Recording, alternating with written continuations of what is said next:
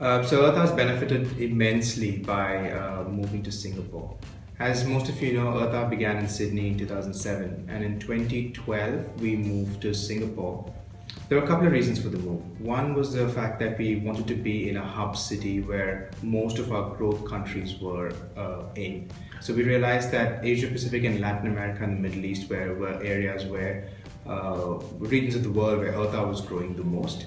And then we were thinking of, in terms of being in Asia Pacific, which city would actually benefit the most by Earth being in its headquarters, and we realized that Singapore ticked all those boxes for us. To add to that, the lovely team in WWF Singapore just absolutely welcomed us with open arms. And WWF Singapore is one of those countries, one of the teams that actually sets the gold standard for how Earth events are organized around the world. Singapore is very unique in the way it's perceived in the conservation world as well.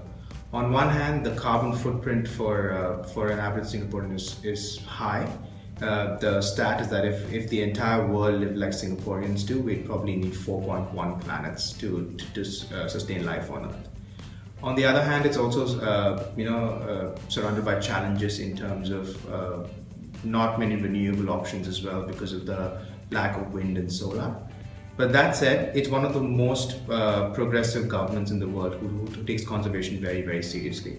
And WWF Singapore and Earth Global work with government bodies across Singapore to ensure that conservation becomes a mainstream topic. And movements like Earth definitely resonates a lot with the youth in Singapore. And the knock-on effect of that is when we see conservation issues that are being discussed more openly, and we find that participation for Earth has grown year on year starting 2008.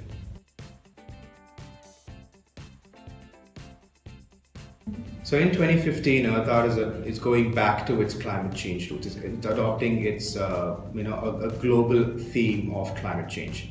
Climate change means different things to different people, and in Singapore, it's more prominent from day-to-day activities. So WWF Singapore and Earth will continue to push small, tangible, daily actions that will help people in Singapore and the nation of Singapore reach its conservation goals.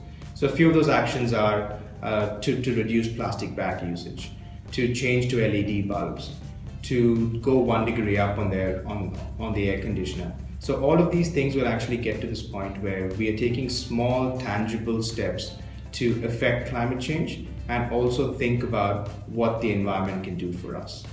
So that would be the focus of what Singapore is doing for 2015.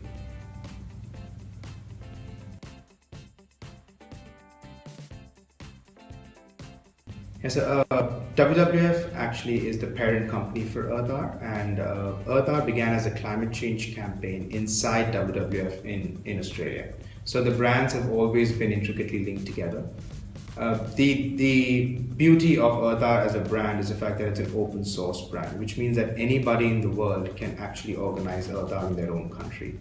So this leads to the fact that 60% of teams that organize Earth are WWF teams across the world, but we do have 40% of teams that could be a combination of organizations, volunteer groups, community groups, other NGOs who organize Earth in their country.